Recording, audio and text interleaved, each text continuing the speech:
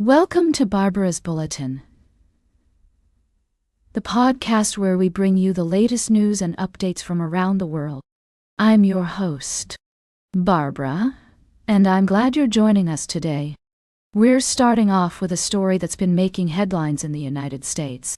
Protests have been erupting across the country against the Trump administration's policies, and specifically against the actions of Elon Musk, the CEO of Tesla. The protests have been peaceful, but they've also been met with some interesting responses from Musk himself. According to reports, Musk has been claiming that the protesters are being paid by Democratic donors who oppose him and his company.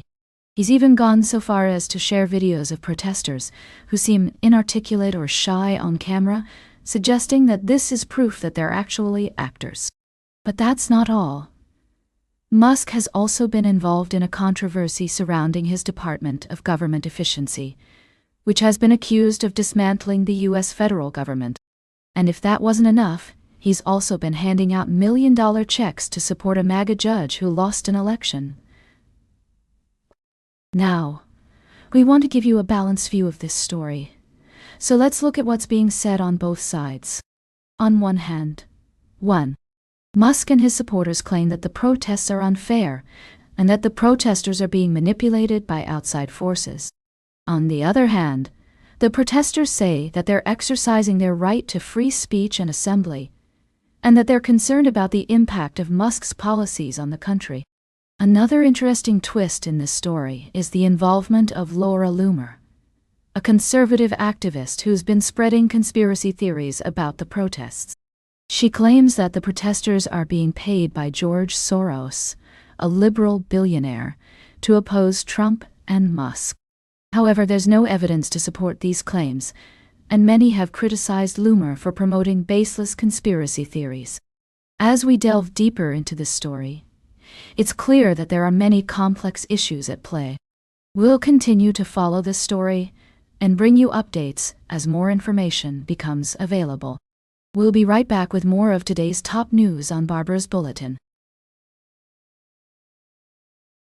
Welcome back to Barbara's Bulletin. I'm your host, Barbara, and we're glad you're joining us again for this segment of our show. Today, we're focusing on a significant development in international relations and trade, specifically concerning the Panama Canal. As you may know, the Panama Canal is one of the most critical waterways in the world, connecting the Atlantic Ocean to the Pacific Ocean and facilitating a substantial portion of global maritime trade. Recently, there have been concerns raised by the United States regarding Chinese involvement in the canal's operations, with President Donald Trump alleging interference by China. To delve into this complex issue, let's examine the facts.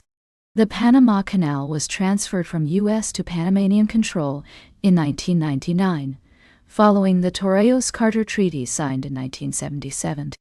Since then, Panama has been responsible for the canal's administration and operations.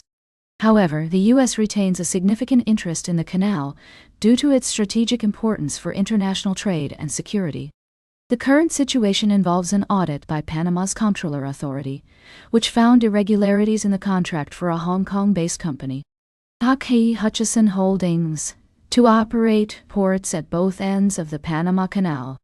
These irregularities include payment defaults, accounting miscalculations, and unreported operations of subsidiary companies, resulting in approximately $300 million in lost revenue for Panama.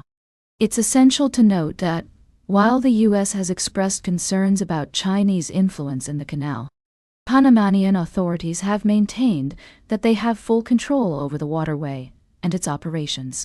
The recent sale of K.K. Hutchison's controlling stake in Panama Ports Company to a consortium including BlackRock, Inc., an American investment firm, may be seen as a move towards aligning with U.S. interests.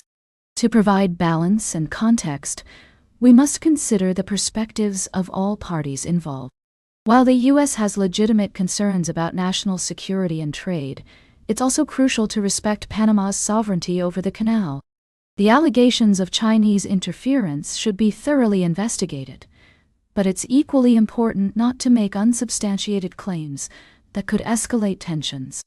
As we continue to monitor this situation, it's clear that the Panama Canal remains a vital artery for global commerce and a point of interest for major world powers.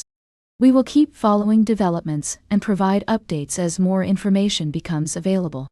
Stay tuned for our final story of the day, right here on Barbara's Bulletin. Welcome back to Barbara's Bulletin. As we wrap up today's show, I want to bring your attention to some significant developments in the world of U.S. immigration policy. Recent news reports indicate that the Department of Homeland Security is terminating parole protections for nearly 985,000 migrants who entered the country through the CBP-1 app under the Biden administration. This decision effectively revokes their legal status, leaving hundreds of thousands of people uncertain about their future in the United States. To provide some context, the CBP-1 app was introduced as a way to streamline the process for asylum seekers and migrants to make appointments at ports of entry along the U.S.-Mexico border. However, it appears that the current administration is taking a different stance on immigration, with the Supreme Court recently upholding the use of the Alien Enemies Act to justify deportation. In another related development, the Trump administration has announced plans to fine migrants who entered the country without proper documentation, with potential fines ranging from $1,000 to $10,000. This move is seen as part of a broader effort to deter irregular migration and strengthen border security. It's essential to note that immigration policy is complex and multifaceted, with various stakeholders and interests at play. While some argue that these measures are necessary to maintain national security and uphold the rule of law, others contend that they will only serve to exacerbate the humanitarian crisis at the border and harm vulnerable individuals and families. As we consider these developments, it's crucial to approach the topic with empathy and understanding, recognizing the human impact of these policies on people's lives.